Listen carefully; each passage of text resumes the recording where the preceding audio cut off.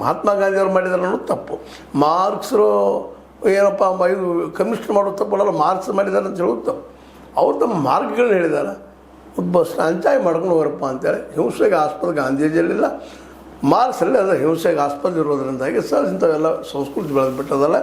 ಆ ನೆಲೆಯಲ್ಲೇ ಒಂದು ಸಿದ್ಧಾಂತ ನೆಲೆಗಟ್ಟಿನಲ್ಲೇ ಅಲ್ಲೇ TMC ಮತ್ತು ಈ ನಮ್ಮ BJP ನಡುವೆ ತಿಕ್ಕಾಟ ಮಾಡೋದು. ಮತ್ತು BJP ಸಹಿತ ಹಿಂಸೆಯನ್ನು ಪ್ರಪೋಸ್ ಮಾಡುವಂಥ ಪಕ್ಷ ಆಗಿದೆ ಅನ್ನೋದು ನಾವು ಮರಲಿಕ್ಕೆ ಆಗುವುದಿಲ್ಲ. ಯಾಕಪ್ಪ ಅಂತಂದ್ರೆ ಇಲ್ಲೂ ಸಹಿತ ವಿಶೇಷವಾಗಿ ನಮ್ಮಲ್ಲಿ ಏನಪ್ಪ ಅಂತಂದ್ರೆ ಅನಿವಾರ್ಯ ಆದರೆ ನಾವು ಹಿಂಸಾರೋಪ ಒಂದು ಯುದ್ಧವನ್ನು ಮಾಡಲಿಕ್ಕೆ ತಯಾರಿದ್ದೀವಿ ಅನ್ನೋಂಥ ಮೆಸೇಜನ್ನು ನಮ್ಮ ಏನು ಭಗವದ್ಗೀತೆ ಮೂಲಕ ಮಾಡುವಂಥದ್ದು. ದುಷ್ಟರ ಸಂಹಾರ ಸೃಷ್ಟಿಗೊಳಿಸಬೇಕಾದ್ರೆ ಸಂಹಾರಕ್ಕೆ ನಾವು ಏನಪ್ಪ ಚಕ್ರವನ್ನು, ಸುದರ್ಶನವನ್ನು ಅಥವಾ ತ್ರಿಶೂಲವನ್ನು ಬಳಸಿದ್ರೆ ತಪ್ಪಲ್ಲ ಅನ್ನೋಂಥ ಸಿದ್ಧಾಂತ ನಂಬಿಕೆಟ್ಟಂಥವ್ರು. ನಮ್ಮ ಸಂಪ್ರದಾಯನೂ ಸಹಿತ ಅದನ್ನು ಹೇಳುವಂಥದ್ದು.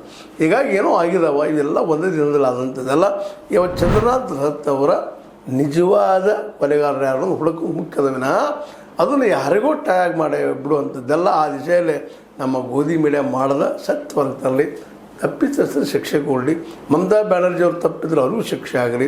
ಜೊತೆಗೆ ಅಭಿಷೇಕ್ ಬ್ಯಾನರ್ಜಿಯವ್ರಿಗೂ ಆದ್ರೆ ಭಾಳ ಉತ್ತಮ ತಪ್ಪು ಮಾಡಿದ್ದೀರ.